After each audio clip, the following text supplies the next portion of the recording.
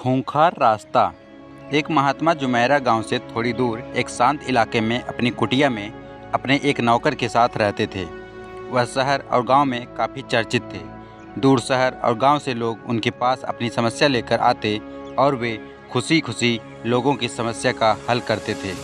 एक दिन कुछ ऐसा ही हुआ। दूर शहर से दो हट्टे कट्टे नौजवान उनके पास अपनी समस्या लेकर आए। महात्मा ने देखा वो काफ़ी मायूस दिख रहे थे। महात्मा ने आदर से अंदर आने को कहा और चारपाई पर बैठकर उनकी समस्या सुनी। पहला नौजवान बोला, महात्मा जी, हमने सुना है आप हर समस्या का समाधान जानते हैं। जो कोई भी आपके पास अपनी समस्या लेकर आता है वह खाली हाथ नहीं जाता। हम भी आपसे कुछ ऐसी उम्मीद लेकर आए हैं। तुम निश्चिंत होकर मुझे अपनी समस्या बताओ, महात्मा जी विनम्रता से बोले। महात्मा जी, दूसरा नौजवान बोला, बात ऐसी है, हम लोग इस शहर में नए आए हैं। जहां हमारा घर है वहां के इलाके में बहुत दहशत का माहौल है।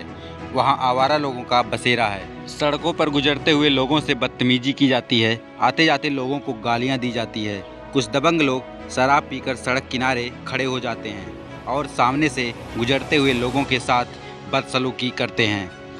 वो ना सिर्फ उन्हें गालियां देते हैं बल्कि नशे में उनके साथ हाथापाई तक पर उतर आते हैं। पहला नौजवान बोला, हम परेशान हो गए हैं, भला ऐसे समाज में कौन रहना चाहेगा, आप ही बताएं। दोनों नौजवान की बात सुनकर महात्मा जी चारपाई से उठे और यह बड़बड़ाते हुए, यह समस्या बहुत गंभीर है, कुटिया के बाहर चल दिए। नौजवान ने बाहर जाकर देखा, वो शांत खड़े अपने कुटिया के सामने वाली सड़क को देख रहे थे। अगले ही पल वो मुड़कर दोनों नौजवानों से बोले, बेटा एक काम करोगे? महात्मा दूर इशारा करते हुए बोले, ये सड़क देखो, जहाँ ये सड़क मुड़ती है वही सामने एक नीम का बड़ा पेड़ है। जरा मेरे लिए वहाँ से कुछ नीम के पत्ते तोड़ लाओगे? ज़रूर महात्मा जी, जैसा आप कहें, कहकर दोनों नौजवान ने कदम बढ़ा दिए।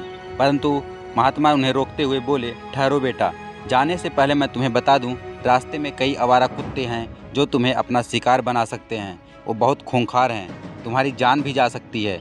क्या तुम वो पत्ते ला पाओगे?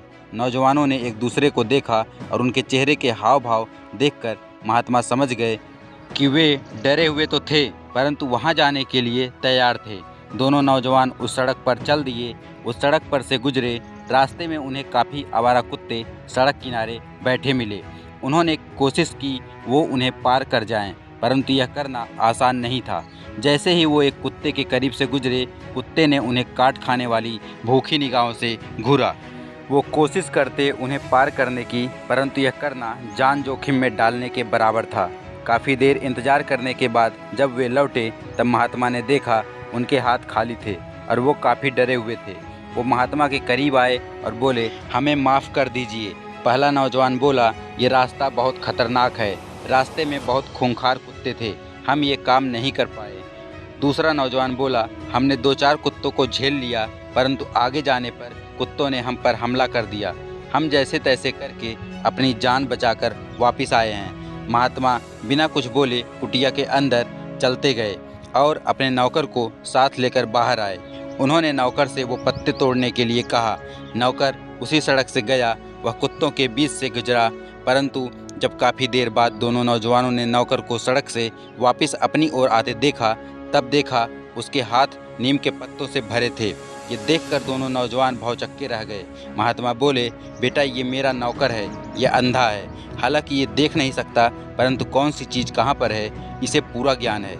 ये रोज़ मुझे नीम के पत्ते लाकर देता है और जानते हो क्यों इसे आवारा कुत्ते नहीं काटते? क्योंकि ये उनकी तरफ जरा भी ध्यान नहीं देता, ये सिर्फ अपने काम से काम रखता है। महात्मा आगे बोले, जीवन में एक बात हमेशा याद रखना बेटा, जिस फिजूल की चीज़ पर तुम सबसे ज़्यादा ध्यान दोगे वह चीज़ तुम्हें उतनी ही काटेगी। इसलिए अच्छा होगा तुम अपना ध्यान अपने लक्ष्य पर रखो। ये सुनकर दोनों नौजवान महात्मा के आगे नतमस्तक हो गए। अब उन्हें एक सीख मिली थी जिसे वो जीवन भर याद रखने वाले थे। दोस्तों, इन दो नौजवानों की तरह हम भी अपने जीवन में कुछ ऐसा ही अनुभव करते हैं। हमारा जीवन भी खूंखार मोड़ों से भरा होता है। न जाने कौन से मोड़ पर हमें मौत गले लगा ले, परंतु यह सिर्फ हम पर निर्भर करता है कि हम उन नौजवानों की तरह डर कर वापस लौट आते हैं या फिर नौकर की तरह धैर्य और हिम्मत से आगे कदम बढ़ाते हैं और अपना लक्ष्य हासिल करते हैं। तो दोस्तों, यह कहानी आप लोगों को कैसी लगी हमें कमेंट करके ज़रूर बताएं और भी ऐसे रोचक कहानियों के लिए हमारे चैनल को ज़रूर सब्सक्राइब कर लें। धन्यवाद।